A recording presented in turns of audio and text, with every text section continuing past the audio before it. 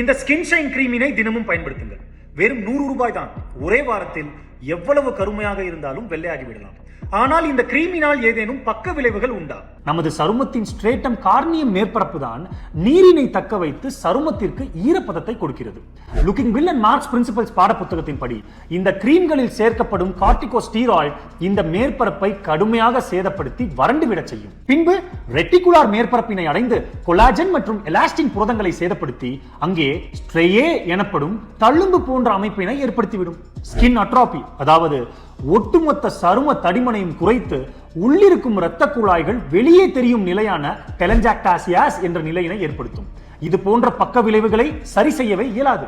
பலர் skin shine, skin light, மெலாலைட் போன்ற இந்த வகை கிரீம்களுக்கு அடிமையாகவே ஆகிவிடுகின்றனர்.